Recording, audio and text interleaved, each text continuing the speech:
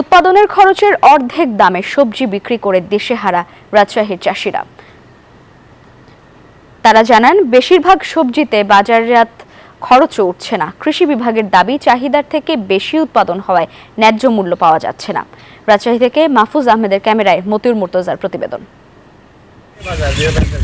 রাজশাহীর পবা উপজেলার সালতা গ্রামের কৃষক মামুনুর রশিদ প্রায় 2 বিঘা জমিতে কাঁচা মরিচ চাষ করেছিলেন। উৎপাদন ভালো হলেও দাম না থাকায় লোকসানে দিশেহারা তিনি। 1 কেজি মরিচ আপনার ওখানকার যা বিক্রি করছে আপনার 28 থেকে 30 টাকা, 2 টাকা 10 টাকা লিখছে তুলা খরচ, 2 টাকা হচ্ছে ভাড়া, আর ওখানে 2 টাকা খাজনা কাটছে। টোটালে আমি বিক্রি করে হয়তো পাচ্ছি আপনার 12 থেকে 14 টাকা। উৎপাদন হিসাবে 40-45 টাকা আপনার এখন আমার লস হয়েছে। ঢেঁড়স, পটল, পুঁইশাক, লেবু সহ অন্যান্য সবজি চাষিদেরও একই অবস্থা।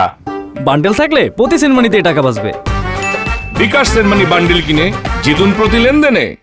মরিচও লস, এবারকার ভুট্টাও লস, প্রত্যেক জিনিসে লস। এবার এমন কোনো সবজি নাই যে দাম আছে, প্রত্যেকটা সবজির দাম কম। আপনি ঢেঁড়স দেখেন 5 টাকা 6 টাকা কেজি, আপনার এক মন ঢেঁড়স তুলতে লাগে আপনার 200 টাকা খরচ।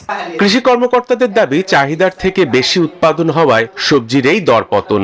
পটলের যখন বেশি সরবরাহ আসছে তখন অটোমেটিক্যালি কিন্তু পটলের দামটা কমে যাচ্ছে। আবার দেখবেন যে কোনো একটা ফসল যেটা বাজারে এখন কম পাওয়া যাচ্ছে সেটার দাম কিন্তু আবার বেড়ে যাচ্ছে। উৎপাদন যখন একটু বেশি হয় তখন একটু দাম তো একটু অনেক সময় কম হয় আর কি। এদিকে কৃষকের লোকসান এড়াতে সবজি চাষে বৈচিত্র্যকরণের পরামর্শ বিশেষজ্ঞদের। Desk report, news 24।